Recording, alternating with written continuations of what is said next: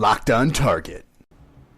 Hi crew, and welcome back to 20 Minutes of a Game. This is your host, Captain Chris, and today we are playing an indie game called Just Get Through. And sorry I didn't start at the actual start menu like I usually do.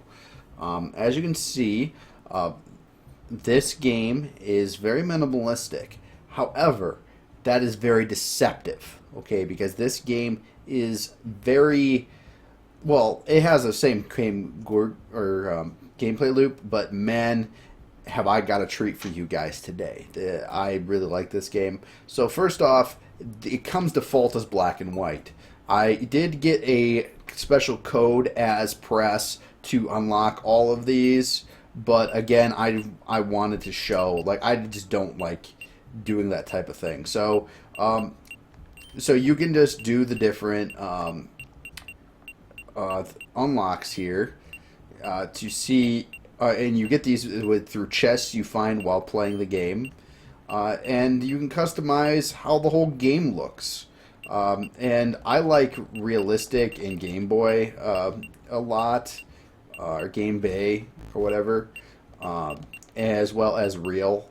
That's a pretty decent one, but again, I don't have those unlocked yet.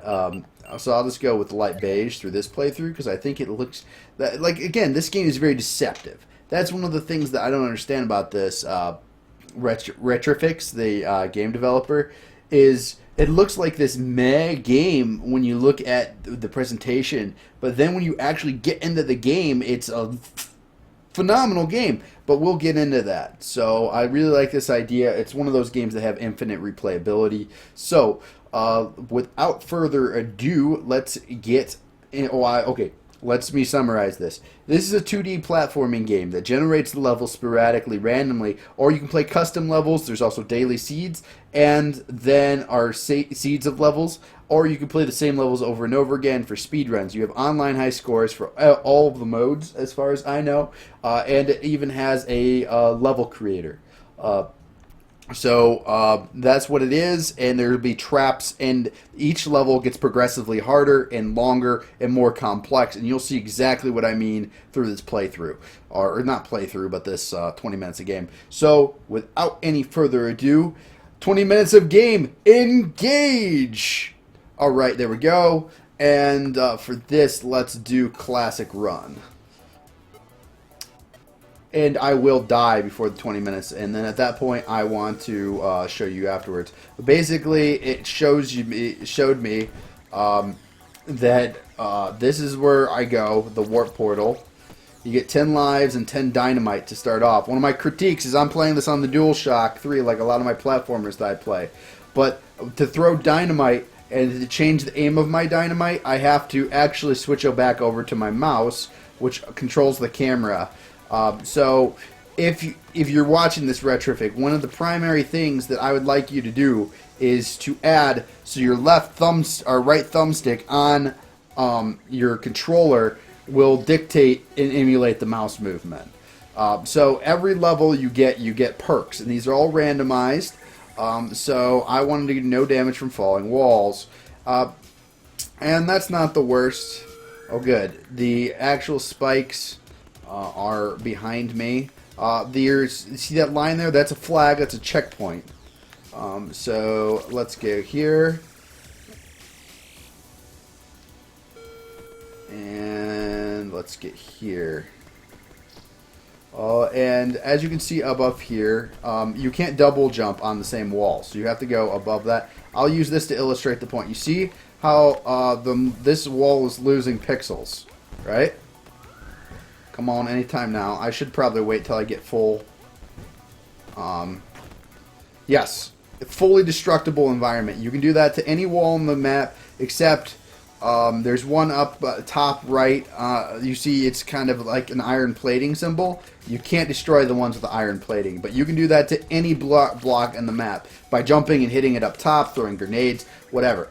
So I'm going to take more wall damage this time around.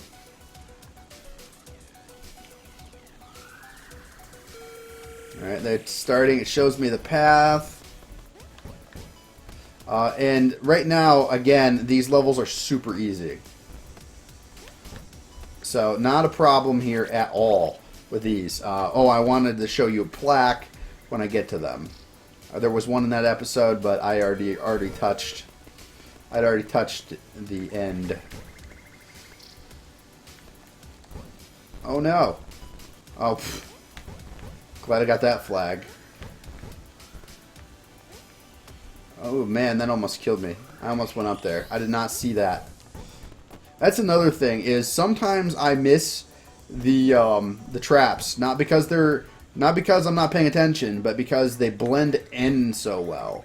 And that's one of my primary critiques of the game as far as a critic goes. And on any palette that I've played, there are certain traps that just blend in.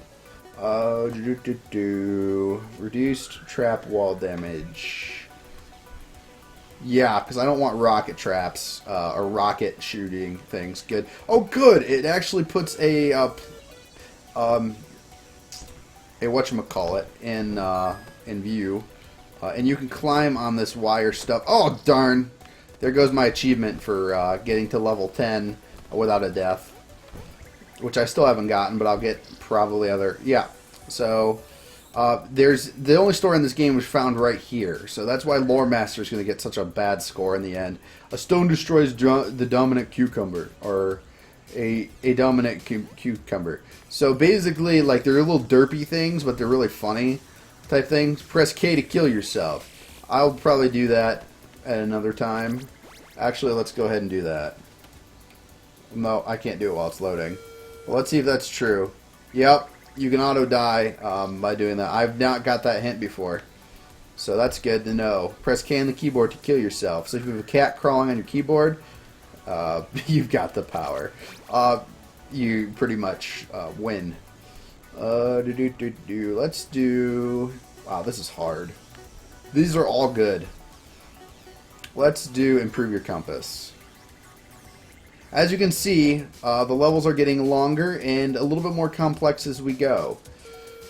So, again, I haven't seen anything like that. I'm going to have to burrow through the bottom layer to get through all of this yet. But later on, man, you're better off burrowing than going through the actual level as designed. Let's see. Oh no, I clicked. Ah, no, I used TNT on my good jumping places. I wanted to light the torch, because there's an achievement to get the torch, but I have no clue how to light torches. So, yes, there's an achievement like, light 30 torches, and that was a torch. I'm like, I don't know how to do that. Maybe they mean, like, get 30 checkpoints, but I think those look like flags to me. But who knows with minimalistic graphics these days. Okay, I thought maybe I'd have to jump there. But yeah, you guys are getting the gist. There's a whole bunch of different modes. There's like coin mode and whatnot, and I'll probably die before the 20 minutes is up, so I'll show you the modes and explain it more there. Well, unless I run out of things to talk about, or this run goes longer. But I want to at least illustrate.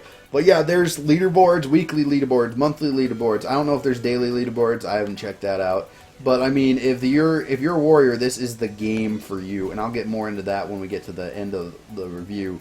But this is getting, I'll just spoil it, whatever.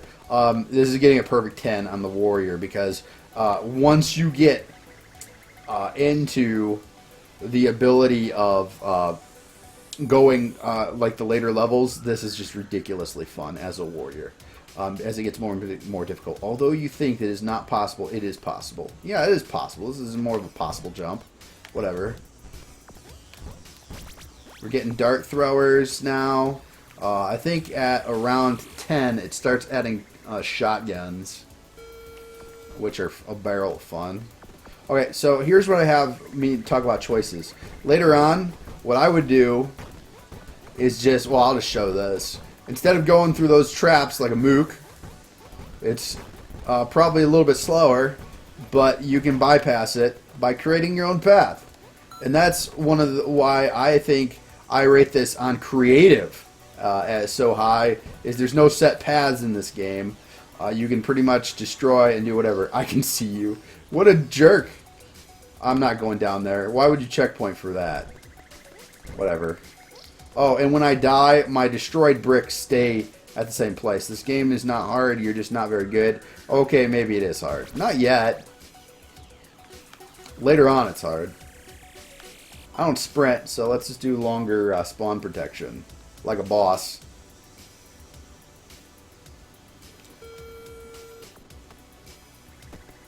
Ooh, I almost ran into that because I didn't see it. I haven't seen any of my thing I wanted to point out. There's this specific thing that I like to complain about that I want to bring up to the developer. That I'm like, I walk into these because I don't see them very much. There, these things, right here. This looks too much like grass. So when I'm like sprinting through, I call this a tall grass death. Okay? Where like the Pokemon encounter, like a Pokemon jumps out. No, it doesn't. You just die. Okay? It looks, I know it's supposed to be like spiky stuff, but it looks like just grass in general. Too much like grass. So, okay, that went longer than I thought it would. Tricky little spike thing. Usually I time those out well. Evidently they have different timing. Dead end. Let's... No, because it has to come back down eventually. Did I see it go the completely wrong direction?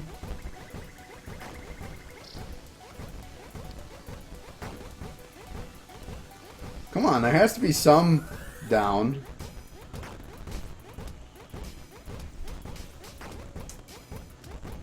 Yeah, it's just straight up down. Huh. Man, I don't remember which direction. This is the first time that's happened. No, I guess it would be down. So this was a misleading. This whole section was a misnomer. Gotta go down. Let's go back to this checkpoint. Tricky, tricky. That was a triple trap. There. Yeah, everything gets a spike now. You get a spike, and you get a spike. There we go.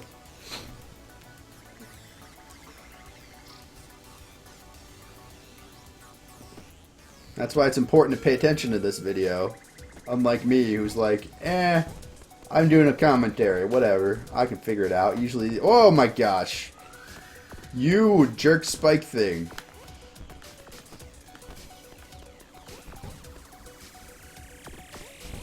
Actually, I'm not dying that often, so I might have to do...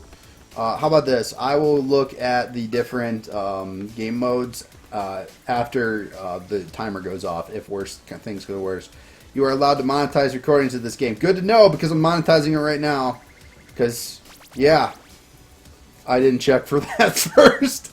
Oops, I forgot to do that, but I assume since I got a review copy of this game, chances are I'm allowed to monetize it. Faster sprinting and pack TNT. Let's do this. Well, we're shilling the game, Fick, and again, this is going to get my seal of approval at the end. This game's available on Steam for $4.99, but if you act within the next hour, which of course this video is not going to be up by then. Oh, good, we got shotguns. It's on sale for $2.49. And hopefully you might be able to find it on like Green Man Gaming and whatnot, because they pick up keys to sell later. And by the way, YouTube, in case the YouTubes are watching this is just a random side comment. I want to post links to Green Man Gaming, my referral account, so I could, maybe make a little bit of commission off of these, this business that I send to Green Man Gaming. I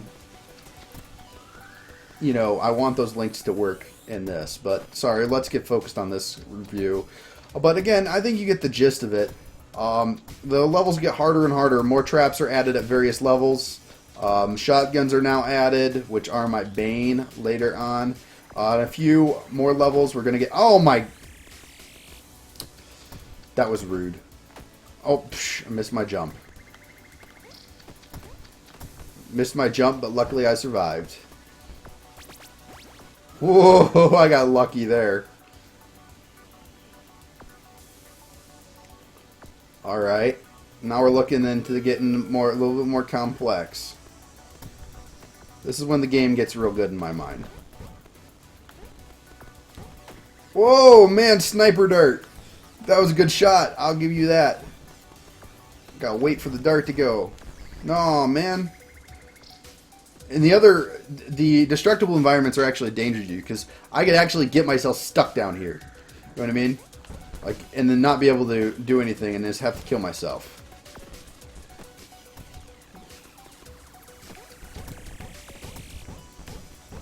That's an interesting place to put a checkpoint. Man. I'm going to be immune for that.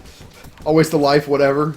Didn't get to see that point, but let's go max lives. Man, we might actually get to the full thing. Usually I die in like 10 minutes. I've timed myself several times, like doing runs and whatnot. Well, I shouldn't say that because I might still die. But usually I take about 10 minutes per run. Let's start going a little bit quicker. Because I do want to show off the other modes a little bit. Because there's like a coin attack mode, night mode, which has reduced vision, daily seed, and I wanted to show the level creator off. Oh man. I have to go back down. Okay, there we go. Oh man, I do want to show the level creator, so I'm just going to start sprinting through these levels. But I want to. Okay, the fans got added. That's good. The fans blow up at certain times, and they'll will blow you into traps later in the map. They've just introduced them, so they're not going to do that now, unless I get really unlucky. But that's kind of a thing. So, sorry. Oh my gosh, I didn't see that go. I'm kind of in tryhard mode where I just want to get through this quickly because I do want to get to... I'm making dumb mistakes. Let's just get TNT to get through this. Oh my gosh. Okay, game over. Oops. But I didn't use TNT like an idiot. There. Come on. Let's introduce the game modes. Let me through. Oh yeah, I was just pressing the wrong button. I don't get how to get back very often. Is R? Yeah, okay. You can't really read it all that well, like which button does what. So, custom levels. No, I want to play the game. Classic seated run. Obviously, you do the classic. Night or daily run. This is generated daily. Set run. You always run into the same levels. Night run. Basically, you need to use road flares and upgrades to bring lighting. It changes your upgrade system. Hardcore run, you get one death. That's it. And no, actually no, there's not one death. Fall damage, find upgrades and walls, damaged environment, shortened spawn protection, bigger and harder levels, no compass. Collect as many coins as you can to buy stuff. This is coin mode. This is one of my favorite ones, by the way. Coin mode is fun. You can buy upgrades and slots and whatnot. Have 500 runs. Permadeath enabled. This is the permadeath one. So you basically get you lose all your HP or upgrades once you you get one single life and that's it. Speed run. Almost no traps. Fall damage activated. Time cost much more. I wasn't a big fan of this one. But honestly, coin run and hardcore and night mode are pretty darn fun. Now let's go to Sandbox.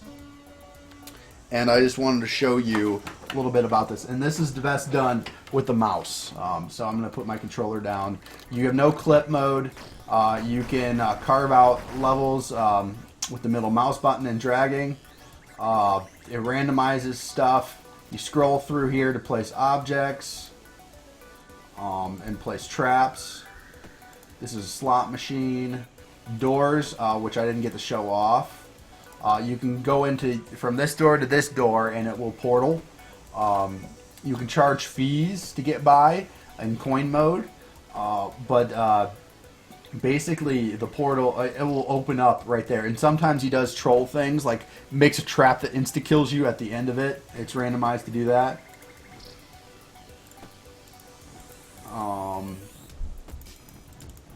I'm not sure what this one does. I'm not sure what this object does.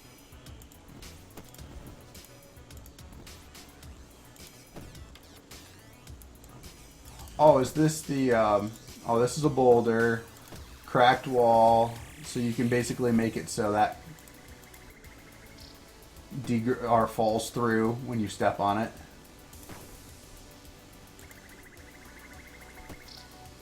Can I make? Oh, those are lights, or lanterns. Okay. But you get what I mean. Like, you can create your own levels for your friends, do all sorts of stuff, mess with lighting, and literally create every object in the game. So you can make your own custom levels, which really makes this a very in-depth platformer in general. Oh, I didn't get the chainsaws. But chainsaws go forward like so.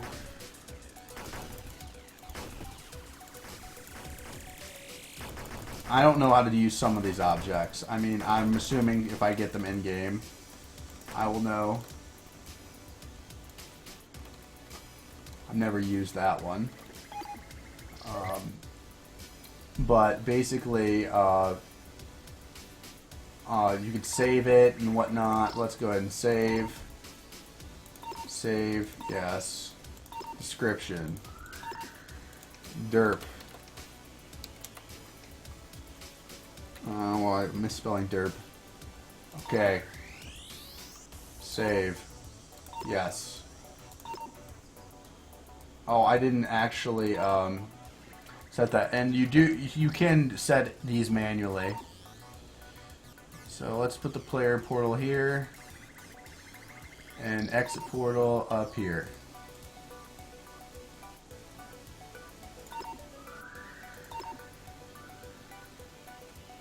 So yeah, there's just, you can actually select these a lot easier this way.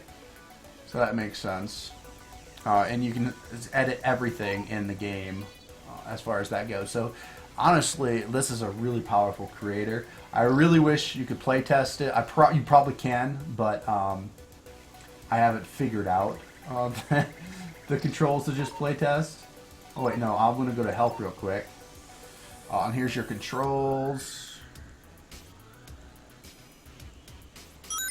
No, I don't see it. But anyways, review mode is engaged. So let's go ahead and go to the main menu real quick.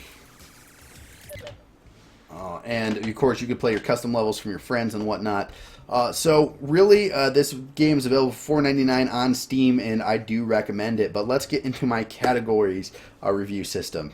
So, Warrior, you guys that want challenges, that like your challenge game combat systems, as well as leaderboards and just facing off against other players, this game is for you.